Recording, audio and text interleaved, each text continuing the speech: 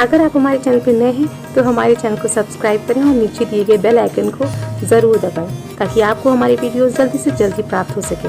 आपके like, share और comment हमारा उत्साहवर्धन करते हैं।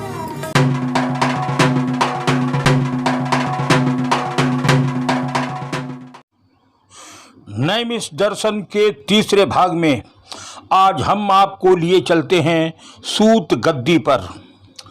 नैमिष के पावन और पवित्र स्थलों में सूत गद्दी का बेहद महत्वपूर्ण स्थान है। कहते हैं जब नैमिष सारण में 88,000 ऋषि मुनियों का ज्ञान यज्ञ हुआ था। 1000 वर्ष तक चलने वाले उस ज्ञान यज्ञ को सूत जी ने ही संबोधित किया था।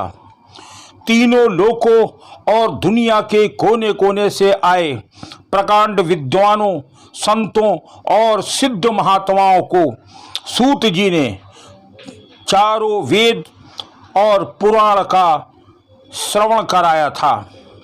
यहीं से सत्यनारायण व्रत कथा का उद्भव हुआ था। नैमिष की पावन धरती पर सूत गद्दी एक ऐसा विलक्षण स्थान है। कहते हैं यहाँ जाने से जन्म जन्मांतर के पापों से मुक्त मिल जाती है और साथ ही अगर आपकी कोई मनोकामना है तो यहाँ पूर्ण हो जाती है।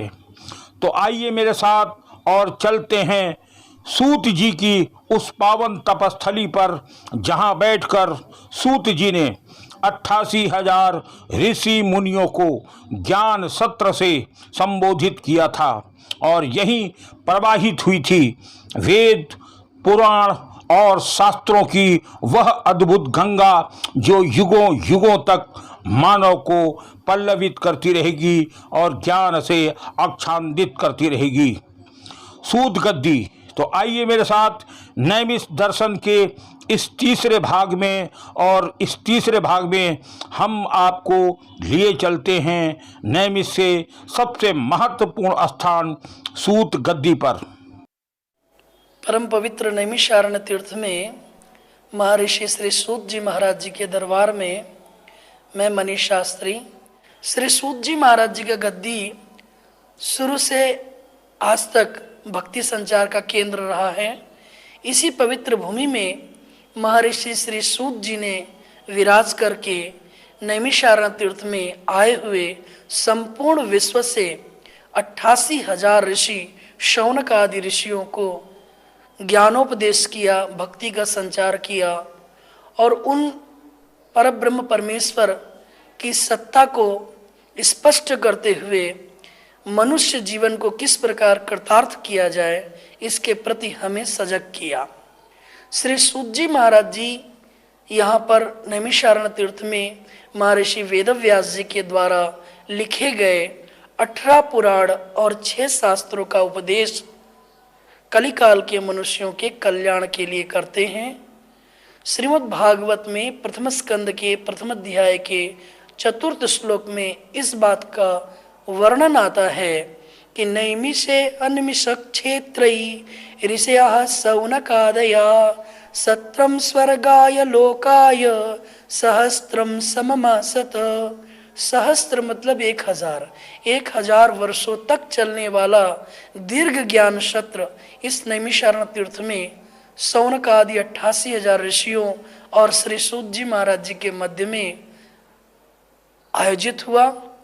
और इस आयोजन का एकमात्र उद्देश्य सर्वभूत हिते रता था, अर्थात सभी जीवों का कल्याण हो, मनुष्य अपने चरम लक्ष्य को प्राप्त करे, अर्थात 84 लाख योनियों को भोगने के बाद में जो मनुष्य का तन एक अवसर के रूप में हमको आपको मिलता है, इसकी सार्थकता हम कैसे सिद्ध कर सकें, इस बारे में चिंतन करने के लिए नैमिषारण्य में 1000 वर्षों का ज्ञान सत्र किया गया।